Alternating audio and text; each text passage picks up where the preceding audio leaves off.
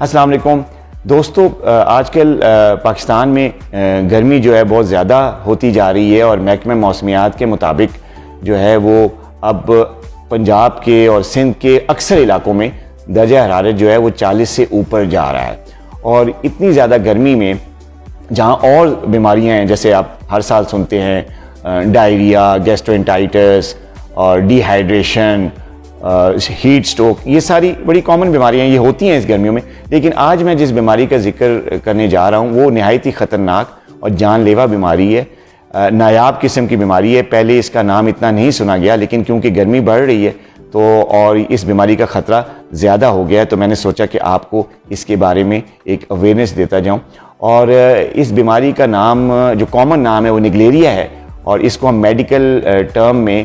Primary امیبک میننگو encephalitis کہتے ہیں. عام طور پہ اس کا شارٹ نام جو میڈیکل میں دیا جاتا ہے پیم ہے، پرائمری امیبک میننگو انسیفلائٹس. اس بیماری میں ہوتا یہ ہے کہ ایک خاص قسم کا جراثیم ہوتا ہے جس سے بیماری پھیلتی ہے، اور وہ جراثیم جو ہے وہ پانی کے جو صاف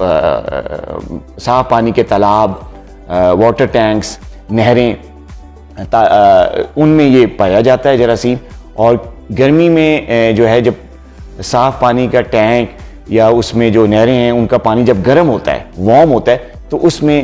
اس جراثیم کو نشو نما کے لیے خاص قسم کی انوائرمنٹ ملتی ہے. یہ وہاں پہ نشو نما پاتا ہے اور یہ صرف ایک ہی طریقے سے انسان کے جسم میں داخل ہوتا ہے اور وہ ہے ناک کے ذریعے،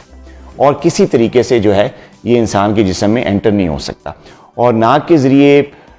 جانے کا مطلب یہ ہے کہ وہ لوگ جو سوئمنگ کرتے ہیں، کھلے تالاب یا نہروں میں نہاتے ہیں، ہمارے ملک میں یہ بڑا کلچر ہے، اور وہ لوگ جو باقاعدہ گرمیوں میں سوئمنگ پول میں جاتے ہیں اور وہاں پہ وارم واٹر کا استعمال کرتے ہیں، وہ زیادہ اس بیماری کے خطرے میں ہوتے ہیں. یا وضو کرتے ہیں، ہم مسلمان ہیں، 5 وقت کی نماز ادا کرتے ہیں، تو ہم 5 وقت ٹائم وضو کرتے ہیں، تو وضو کرتے ہوئے ہم ظاہر ناک میں پانی ڈالتے ہیں، تو یہ بھی ایک ایسا رستہ ہے جہاں سے ناک کے ذریعے یہ جراثیم دماغ تک جا سکتا ہے. جراثیم دماغ کے راستے برین میں جاتا ہے اور کرتا یہ ہے کہ یہ تیزی سے جو دماغ کے خلیے ہیں ان کو تباہ کرنا شروع ہو جاتا ہے، اور دماغ کے خلیے ڈیڈ ہونا شروع ہو جاتے ہیں، اور ود ان فیو ڈیز، کہتے ہیں 1 to 10 ڈیز کے اندر انسان کی ڈیتھ واقع ہو جاتی ہے. اس بیماری کا علاج کوئی نہیں ہے، تو لہٰذا اس سے صرف بچاؤ ہی ممکن ہے. اور بچنا ایک ہی طریقے سے ہوتا ہے کہ ہم گرمیوں میں کوشش کریں کہ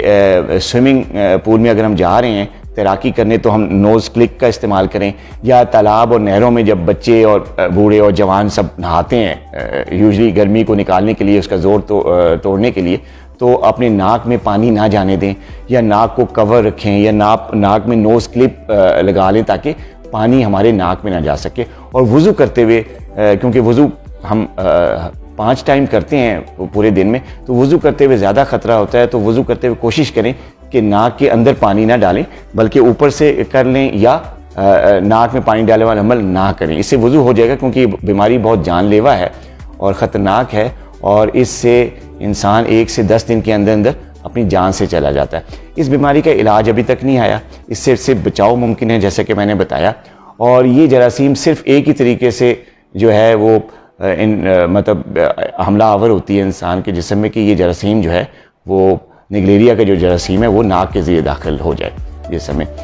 انسان سے انسان اس کی ٹرانسمیشن نہیں ہوتی، یعنی کسی انسان سے انسان میں یہ جراثیم منتقل نہیں ہوتا، یا پانی پینے سے جراثیم منتقل نہیں ہوتا. ٹینکی میں جو پانی ہے وہ اگر آپ وضو کے لیے استعمال کر رہے ہیں اور اس کو ناک میں ڈالیں تو اس میں خطرہ ہے کہ یہ جراثیم اگر ٹینکی میں ہے، کیونکہ ٹینکی اوپر ہوتی ہے چھت پہ، وہاں گرمی اس موسم میں بہت زیادہ وارم ہو جاتا ہے، صاف پانی ہوتا ہے، وارم ہوتا ہے، تو اس میں بڑا خطرہ ہوتا ہے کہ یہ جراثیم اس میں پھلے پھولے. تو اگر اس پانی کو آپ ناک میں ڈالیں گے تو اس سے جراثیم دماغ میں جا سکتا ہے، لیکن اس پانی کو پینے سے یہ بیماری نہیں ہوتی. صرف ایک ہی طریقہ ہے کہ ناک میں ڈالا جائے پانی اور وہاں سے یہ جراثیم دماغ میں انٹر کرتا ہے. تو بچاؤ کے لیے ممکن صرف ایک ہی طریقہ ہے کہ آپ ناک میں پانی نہ ڈالیں. اور